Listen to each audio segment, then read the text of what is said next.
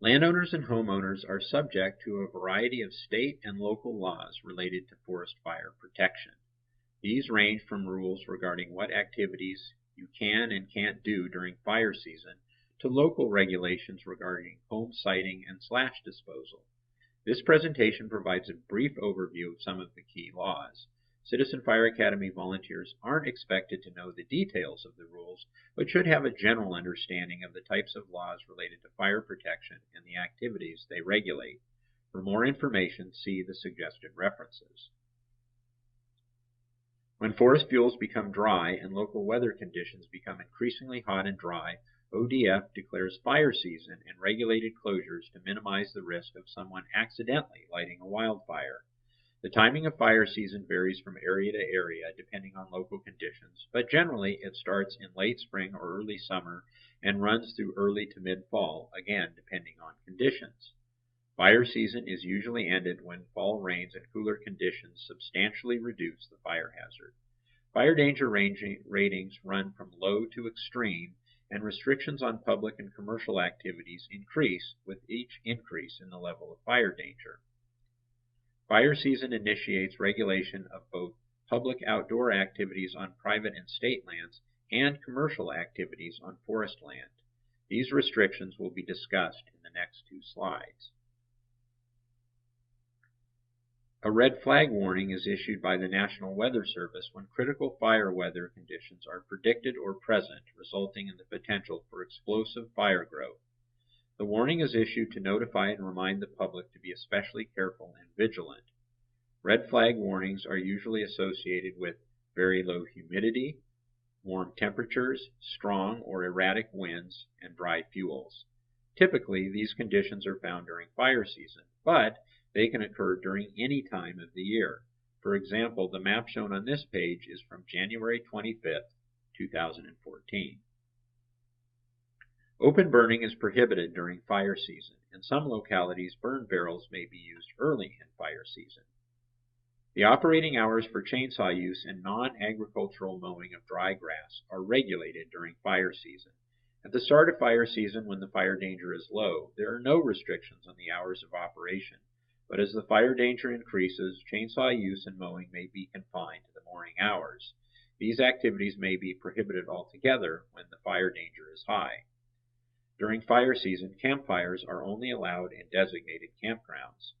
Off-road vehicle use is prohibited during fire season except on improved roads.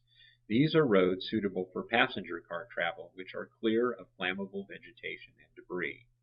Smoking is prohibited in forest areas. Commercial activities on forest land include thinning, timber harvesting, and slash burning, among others. Landowners who undertake these activities must notify ODF in advance of their intended operations. This helps ensure that the operations comply with forest practices rules. Many forest operations also require a permit to use fire or power-driven machinery. This helps reduce fire risk by allowing ODF personnel the opportunity to inspect forest operations for compliance with fire laws. Both the notification of operations and permit are combined on one form and available from ODF. Landowners or operators who fail to file a notification and obtain the permit for a forest operation are not only breaking the law, but also face significantly greater liability if a fire were to originate from their operation. Commercial operators are required by law to have fire suppression equipment on site. Chainsaw operators are required to have, at minimum, a fire extinguisher, shovel, and spark arrestor meeting certain specifications. Additionally, a fire watch is required following the completion of each day's work.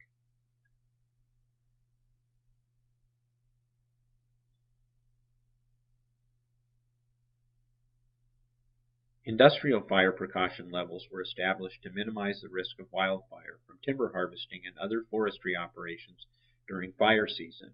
As the weather grows hotter and drier and forest fuels dry out, the industrial fire precaution level increases. As the IFPL increases, both the hours of operation and types of activities allowed are increasingly restricted. At level 1, fire equipment and a fire watch are required, but there are no restrictions on the hours of operation. At level 4, a general shutdown, All operations are prohibited. Firefighting is expensive, and no landowner would want to be found liable for the costs of suppressing a fire, even a small one. Oregon holds landowners who start fires liable for firefighting costs if they do not follow the state's regulations. As a result, anytime landowners conduct a management activity on their property, such as thinning, timber harvest, or burning, they should have a plan for preventing an uncontrolled fire. They should have submitted a notification of operations for the operation, and they must make every reasonable effort to fight any fire that starts on their property. Landowners should protect themselves by obtaining adequate insurance, regardless of whatever insurance their contractor may have. When hiring a contractor, they may also want to require proof of insurance. Often $1 million in liability insurance is used as a standard. The Oregon Urban Interface Fire Protection Act, often referred to as Senate Bill 360, was created to reduce the burgeoning risk to life and property associated with home development in the wildland-urban interface. It is based on the assumption that homeowners have a responsibility to protect their homes. Under the Act, landowners in designated high fire risk areas are required to reduce the excess vegetation near homes and along driveways. Compliance with the Act is achieved through an owner self-certification process. Those failing to reduce hazardous fuels to the minimum standards face potential liability if a fire were to originate near their home and then damage other homes or properties. The Act was first implemented in Deschutes and Jackson counties and has subsequently been implemented in other counties around the state.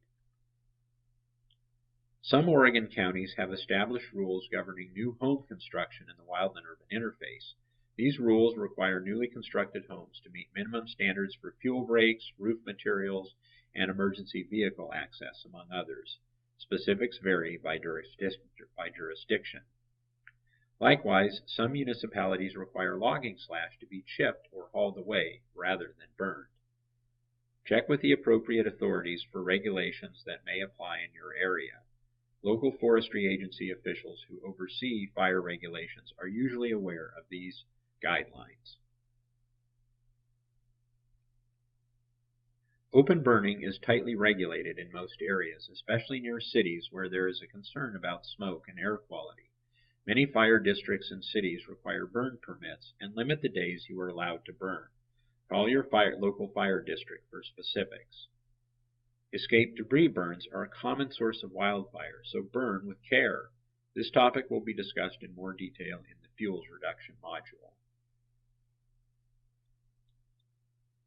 Burning slash or other fuels following logging and commercial or pre-commercial thinning operations requires filing a notification of operations and permit to use fire or power-driven machinery with the Oregon Department of Forestry. In addition, Oregon requires smoke management plans to be filed in conjunction with burn plans. Smoke management plans require information such as estimated fuel quantities and acreage to be burned. This information is evaluated against the forecasted daily weather and specific smoke sanction guidelines to determine whether burning is permissible.